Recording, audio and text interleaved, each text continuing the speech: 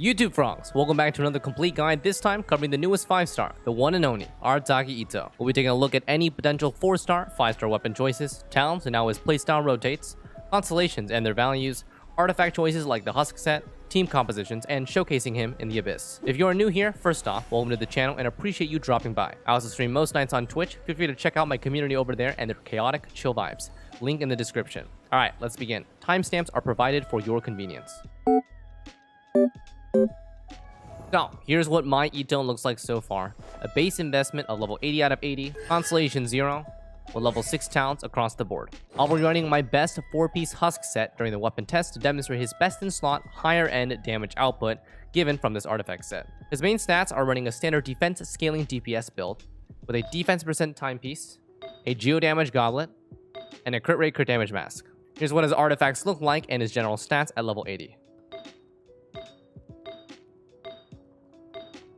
You see this piece. No crit damage on it, but that's okay. These are current stats with White Blind at level 80 R1.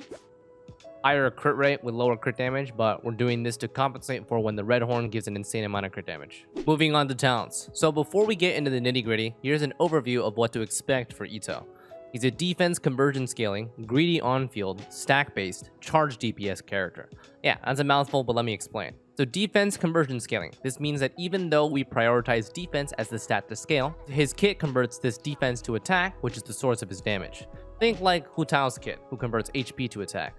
This means that units like Bennett can still buff Itto just fine. He's greedy on-field, meaning he needs to be kept on the field during his main rotation. Swapping out cuts his rotation short, so he prioritizes supports that have full value off-field. Stack-based charge DPS. This is his superlative strength, or SS for short is what I'll be calling it, stacks, and allows him to fully combo his charge attack. He can hold at max 5 stacks. Now, with that overview, we can talk about his skills. Normal attack. For most other characters, their normal attack is nothing special, but not the case for Chad Itto. The underlying mechanics behind his normal attack are very important. Without his burst active, his N2 and N4 grant him SS stacks. N2 grants him 1 stack. N4 grants him 2 stacks, for a total of 3 out of 5 for an entire 4-hit sequence. If he has SS stacks, his charge attacks become swift slashes called ARATAKI Kesagiri, and they consume no stamina. These normal slashes are the combo slash multipliers, which are nearly equivalent to his N3 in terms of multiplier damage. The last stack in his hold rotation will cause a final slash multiplier and ends his charge sequence. The multiplier is over double the combo slash that you can see here, and if he only has 1 SS, holding the charge attack will immediately do this final slash. And then, if he has no SS stacks, his charge attack will be one big Saichi Monchi slash swing and consumes stamina. It's like a normal Claymore charge attack end swing. This is a great time to bring in both of his passives. So his Ascension 1 passive. When he does consecutive ARATAKI Kesagiri, which is the whole charge attack, each slash grants stacking 10% attack speed up to 3 times for 30% attack speed. It also grants him resistance to interruption, allows you to keep spamming his charge attack. Ascension 4. ARATAKI Kesagiri damage is increased by 35% of his defense. So this applies to both his combo and his final slash damage. To more easily visualize this, you can imagine the multipliers, this 132% and the 277.5%, are just plus 35% defense.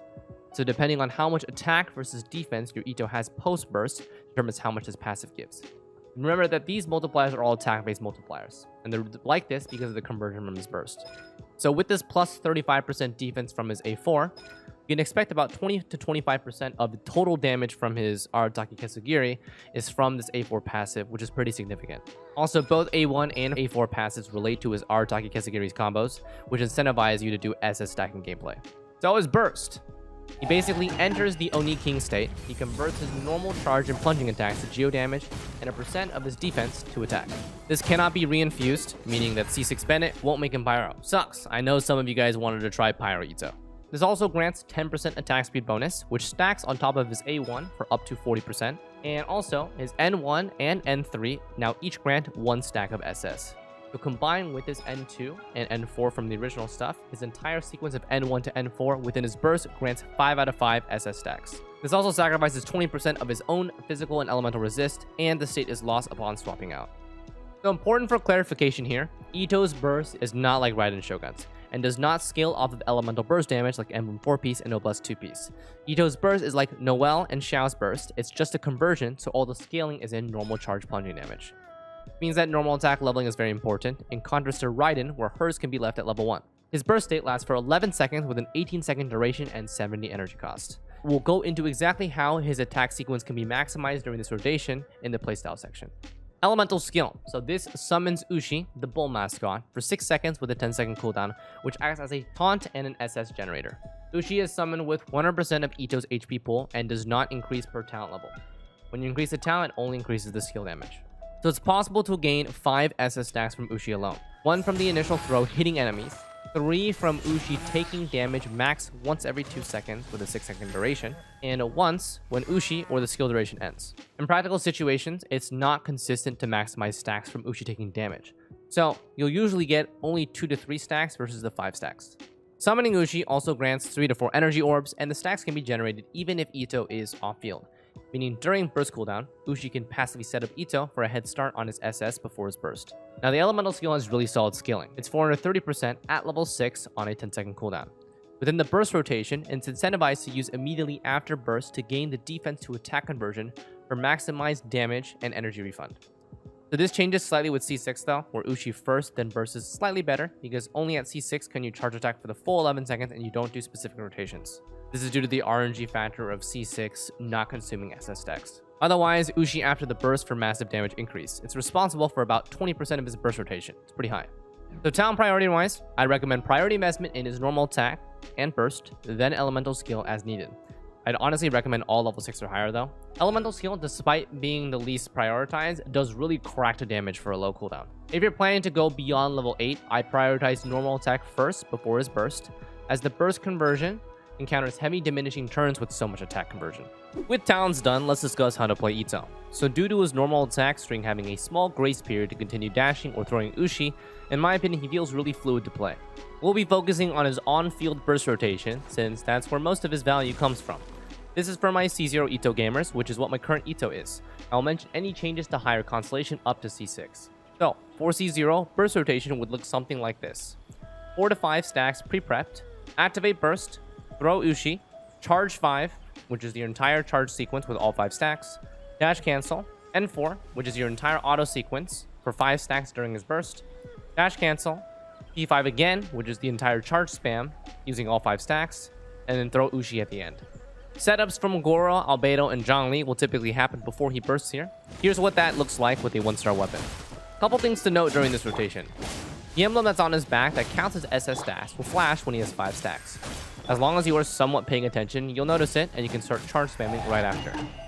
The background also slightly dims when he is in Oni King state. So you can see I was able to throw a second Ushi out right before the state expired and the background went back to normal. Also, the numbers on Itto's body, counting up to 4, are the husk stacks. So this is just a demonstration, but typically you'll have 4 husk already from him being off-field for a while before activating burst to get the full value. His burst does snapshot the conversion from defense to attack. So if you gain any defense during his burst, this will not be converted to his attack. So setting up Goro and 4 husk before activating his burst is recommended. It's generally pretty easy to do this, just make sure Itto is in Goro's field before activating. This rotation allows you to get off 2 charge 5 combos at C0 and throw 2 Uchis out while his attack is converted for maximum nuke damage. Second Uchi will also generate stacks for Itto after his burst is over, and even if he swaps out to prep for the next rotation. Also good for his energy. This is pretty stable for C0, improvise as you need to in actual combat. I would say try to prioritize the 2 Ushis to rotate the cooldown optimally and assist with his energy. Constellation 1 and Constellation 6 are mentioned more in detail in the Constellation section, but quick tidbits here. Constellation 1 allows the first C5 to be extended to a C8, and for Itto to start with 2 to 3 stacks of SS instead of 4 to 5, since activating his burst grants him 2 immediately. C2 allows for 80% burst uptime, assuming energy in triple geo. And then C6 allows you to spam the charge attack with good RNG for his entire 11-second burst. In the C6 case, I would actually recommend you throw Ushi first before you activate the burst, since you'll want that extra second for more charge attack spam. So it'll look like Ushi first, then burst, and then charge 10 to 20 depending on your RNG at C6, throw Ushi at the end, and then the burst ends. More details on the specifics of his constellations in that section. This playstyle section was recorded the day after he was released, so be on the lookout for more specific combinations. There might be some more difficult rotations to squeeze out a bit for more DPS. I would say that Itto's playstyle is easy to pick up for casuals, but can also be as challenging as you want to min-max him. It's This is taken from my own Twitter post. On to weapons for Itto. So, what's available for him? As a defense scaling DPS, his weapon arsenal is very similar to Noel's. For my F2P budget frogs, 4-star White Blind makes a reappearance to provide an easy, craftable option that synergizes perfectly well with his kit. Will likely be the go-to for newer frogs interested in an Itto Unga Bunga comp. The White Blind then eliminates a lot of other weapon choices that would usually be suitable for attack-based DPS. None of the 3-star weapon options that we have are really valuable here. The Debate Club and White Iron Greatsword have the most relevant stats, but still don't quite hold up. So here's what we have on the roster then to test. White Blind, craftable. Black Cliff, the Star Glitter crit damage weapon. Serpent Spine, the Battle Pass crit rate weapon. And for 5-star weapons, we have the Unforged, Wolf's Gravestone, Skyward Pride, and Redhorn Stone Thresher as his best in slot. For these tests, I'll be running my best 4-piece Husk set. These are what you can expect from damage numbers completely unbuffed and 0 team synergy. 4-piece Husk will be completely active for all these tests to showcase his expected rotational DPS. I'll be running a high crit rate build by default, so my crit damage is going to be lower than expected for certain weapons. Along with Itto's crit rate ascension stat, it's going to be sitting around 80% for most of these tests. This is so that the Redhorn's massive crit damage spike can be easily seen and compared again, since it's designed to be the big spike for him. For the Serpent Spine in particular, I'll be using a crit damage mass to offset the crit rate that this weapon gives. And friendly reminder as always, crit rate food will be used to speed up the testing. It does not increase or decrease the damage numbers shown in the final tally. Let's begin with the 4-star weapons. So, White Blind first. This is what I would consider baseline Itto damage. Passive will be max stacked before activating the burst.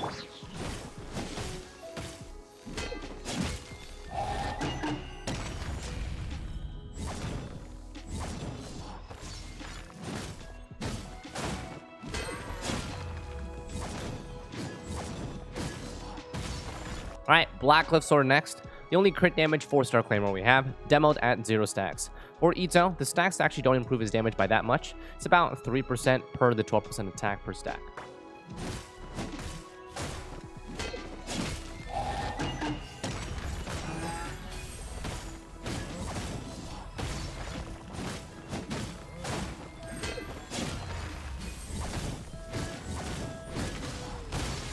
And lastly, Serpent Spine. This is the only crit rate claymore we have out of the entire roster. For this weapon, I'll be switching to a crit damage mass to balance that ratio. We'll be having max passive stacks as well.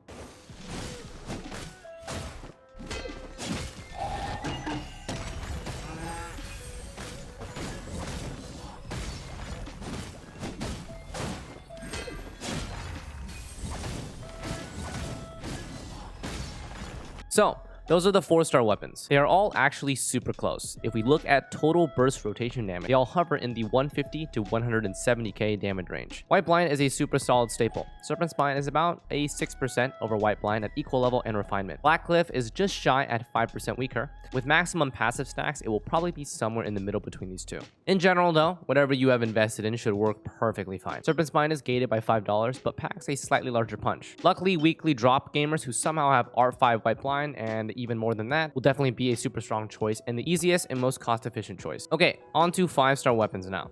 Wolf's Gravestone and the Unforged first. These weapons are generic attack percent stat sticks, which will perform less optimally than the other choices, but still worth mentioning and comparing. Wolf's Gravestone passive will not be procced because it's generally situational. Unforged will be procced because it's easy to maintain, and I'll be including Diana to shield him. For these 5-star weapons, I'll be using the R180 versions.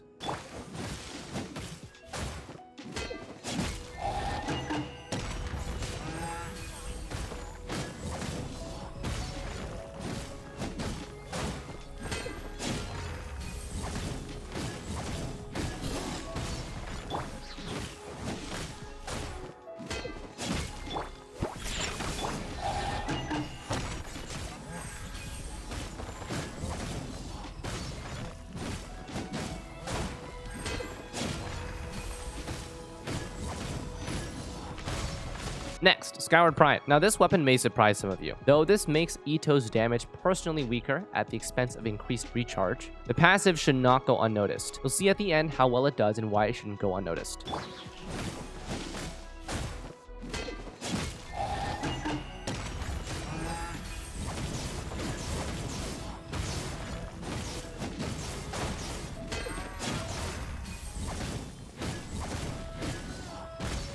And finally, Redhorn. No special commentary here. This weapon wipes the competition.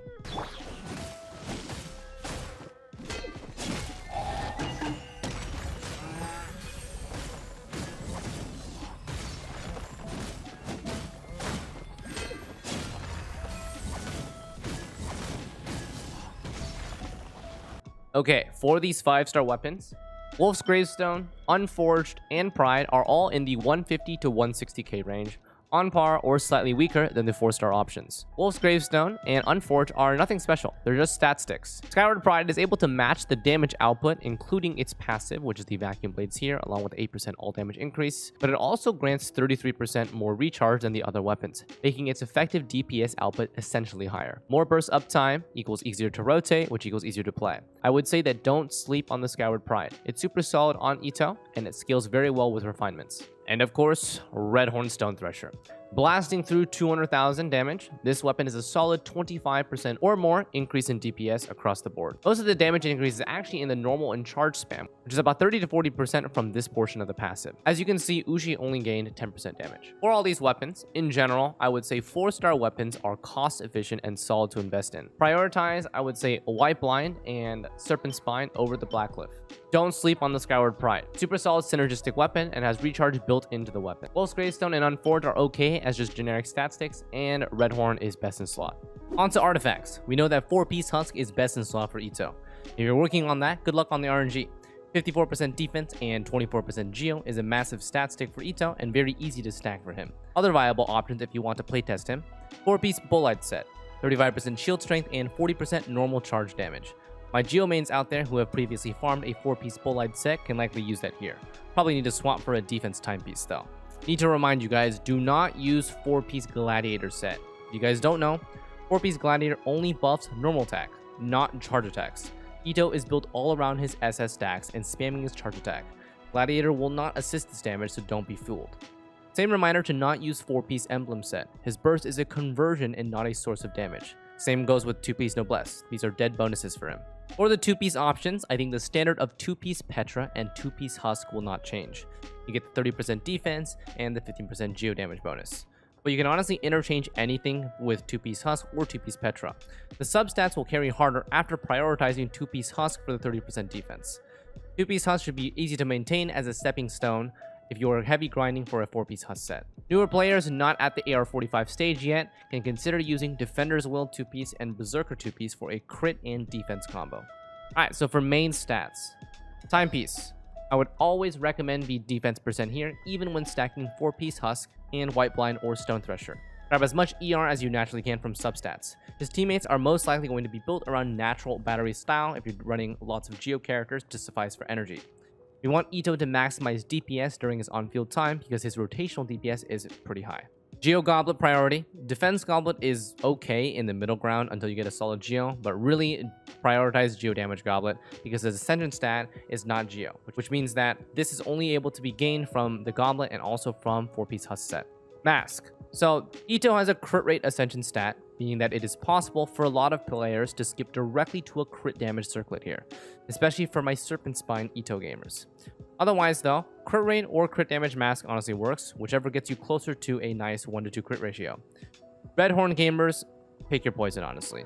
Crit rate mask is more consistent and will be the choice 90% of the time, but crit damage is if you want to show off your 250 plus crit damage Itto. Alright, time for Constellations. MiHoYo's recent trend has been to front-load Constellation power for their 5-star units to tempt C1 and C2 rollers, and Itto again falls into this category. At Constellation 0, he honestly performs perfectly fine. His attack rotation is fluid, and his burst rotation needs a little space to be able to rack up enough SS stacks. But with more Constellations, improving his SS rotation and cooldown decrease, the core aspect of his playstyle doesn't change, but feels easier to rotate. Stack management still exists and only basically disappears at C6 when spamming. So Constellation 1, after popping his burst, he immediately gains 2 SS stacks, and after 1 second, gains 1 stack per 0.5 seconds 3 times. So after 2.5 seconds, this Constellation grants 5 total stacks. This allows you to start his burst off with 2 to 3 stacks, gain 2 on popping burst and 1 optionally for summoning Ushi for 5 stacks, and immediately start charge spamming and refresh 3 stacks over 1.5 seconds for an 8 stack combo. Combined with Ushi potentially generating additional stacks in between and when duration is over, this can be extended to a 9 to 11 stack combo on 40% attack speed. Regarding during burst playstyle modifications, summoning Ushi twice, once at the beginning and before burst ends, is still crucial for maximum nuke DPS, so the first rotation can be extended and the second is shortened. I don't currently have C1 activated, but I would estimate instead of charged 5 twice and end with Ushi, it might look like charged 8, and then charged 2, and then Ushi. However, very unlikely that you'll get perfect rotations every single time, so play improv based on how the first charge sequence goes. Constellation 2. This is both a cooldown decrease and an energy decrease, improving the rotations of his burst. Itto himself counts as one Geo member, so by default, this makes his burst cooldown 16.5 seconds and 64 energy cost. With 2 additional Geo members, like Goro and Albedo, his burst becomes a 13-second cooldown and a 52 cost. So in practice, the energy is really the most valuable thing. You'll still need to swap to party members to replace their skills, so the cooldown won't be perfectly maximized.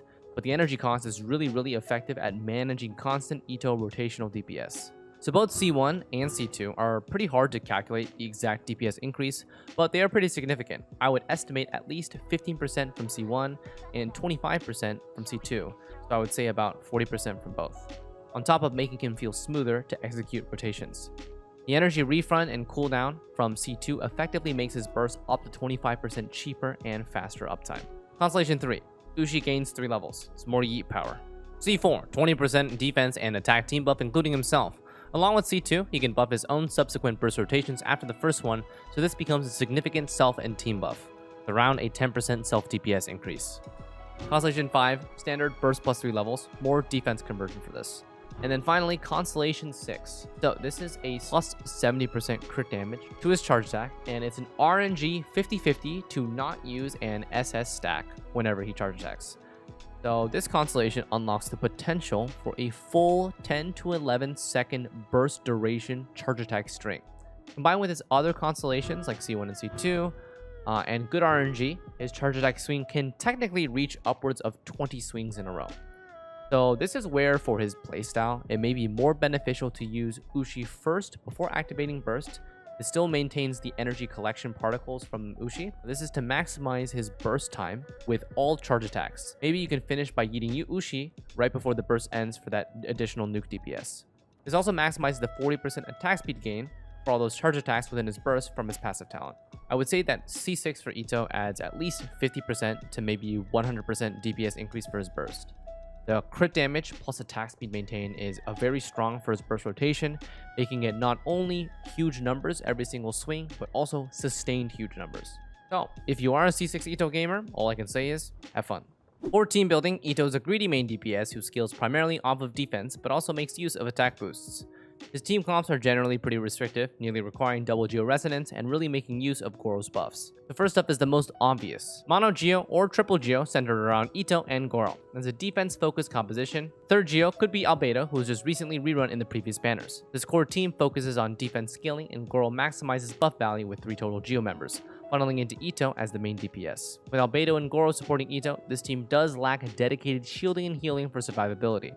Although Xlice can work, it's generally low reliability. C4 Goro fixes healing slightly, but shielding is still lacking. Fourth slot would then come in as Zhongli, Ningguang, or GeoMC for Mono Geo, Diona for shielding and emergency healing, and a non-Geo element to crystallize with. Toma for shielding, though there are energy issues here, and C4 Yanfei Shield Bot, which also has energy issues. Typically, I would never really consider Toma and Tengfei, but I mentioned them because they could technically work. I would stick with Diona, Zhongli, Ningguang, GeoMC. Ningguang, especially with Constellations, is a great standalone with low rotation burst and solid Geo battery. GeoMC follows the same role. On the topic of Mono Geo, you may be wondering, how does Noelle add to the picture?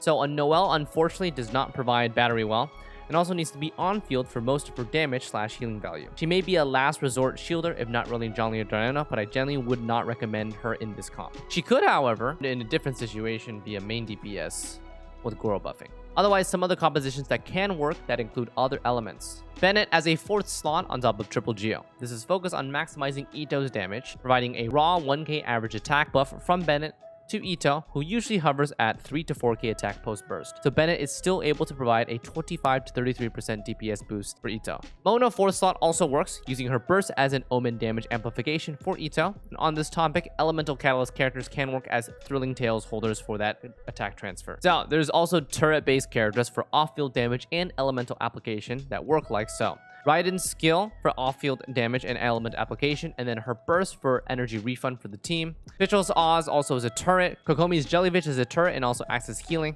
And then the Beidou, Xingqiu, Xiangling, Kaya, Rosaria burst combo, which are all off-field DPS, and even Rosaria has a crit buff. So, if you only have a second Geo party member, say for example it's Goro or Albedo or Zhongli, you really want to use Itto, you may need to forego a Bennett Xiangling from a Vaporize team and use them here for double Geo, double Pyro. Honestly, these two are self-sufficient as they are, and these two could be other paired DPS that work here.